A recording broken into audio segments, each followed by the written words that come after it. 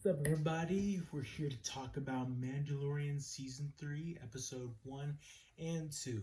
The reason I'm doing it like this is because not much happens in Episode 1, and a lot more happens in Episode 2.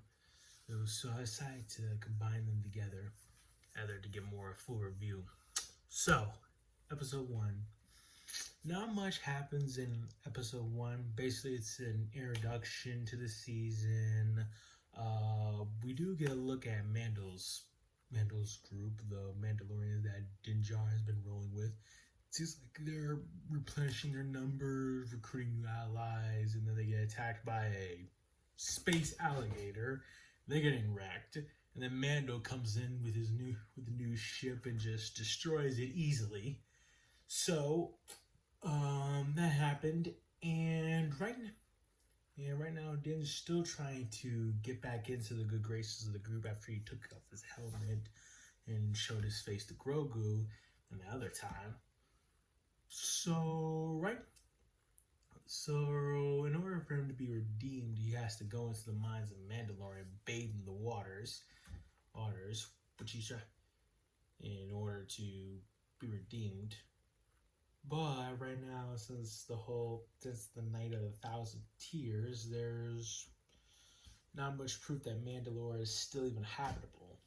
So Mando is just trying to find another way to make sure that the island is still habitable for him to go through. That's basically the crux of episode 1 and 2.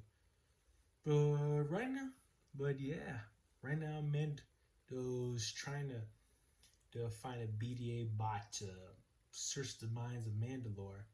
And we do. Basically, these 2 episodes, we do see returning characters like the guy from the Outpost. And it seems like the place that Din Djarin's got his original bounties from, it seems like they have been upgrading. Some trade folks have been coming along. He's got some trade coming in, and now it's a lot more profitable. So it seems like after he goes to this original bounty island and tries to find the original droid, one of the original droids from season 1 that helps Din Djarin save Baby Grogu. Can't use that robot, so he's got to go to another place to find a droid that can scan the island and see if it's inhabitable in order to live in. And doesn't work out then, so he goes to the old scrapyard lady from season 1 and 2. Gets that, goes to the mines, and has luck with that.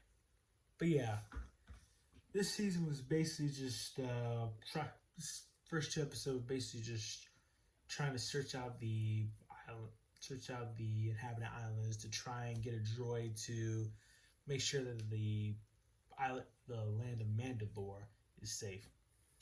One of the things I liked about this episode is that we get a little bit more information about the Mandalorians from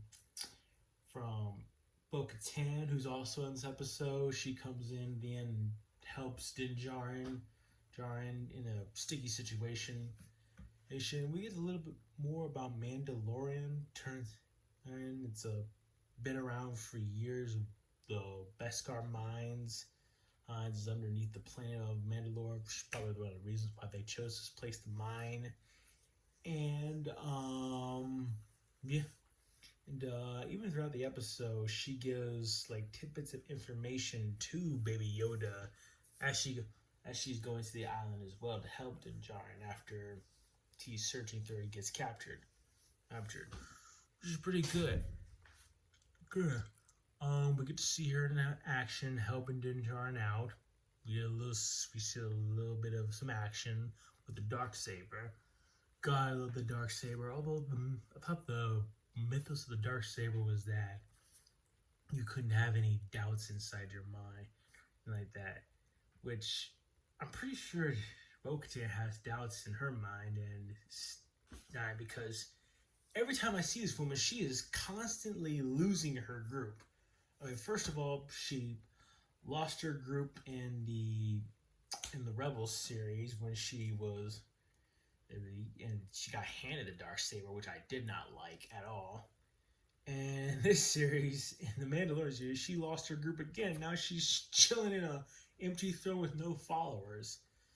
So I really hope they don't give her the dark saber because she hasn't earned it in my opinion. Cause she's always losing her group, constantly getting overthrown. Even Maul overthrew her. I guess I could say it wasn't her fault that time, but still, her and Rebels and all that stuff. I still like her character. I think she's cool and stuff. But yeah, I just don't buy her as a leader because no one else buys her as a leader. He's like, you, if she don't have that, she need that dark saber in order for people to follow her.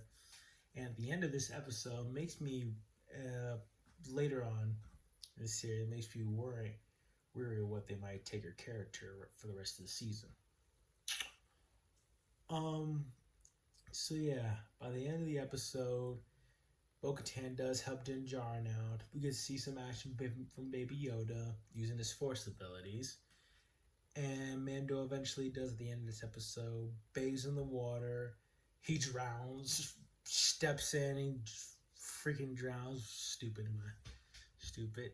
She comes to save him again, and then we do see a little snippet that there are some, I believe they call them Mesosauruses, some dinosaurs underneath that still survived on Mandalore, even though it got carpet bombed basically by the Empire during this time. So I'm curious if we'll ever see them again in later seasons. But yeah, well, that's pretty much all I have for this. Overall, pretty episode 1 and 2, pretty good starts to the show. A little bit on the slower side, but I don't really mind that. I've been really enjoying enjoying the season so far. Best series on Disney, best series right now for Star Wars content wise, and can't wait for talk about episode 3. Hey, that'll be it. Leave a like, comment, subscribe, and share all that good stuff. Bye.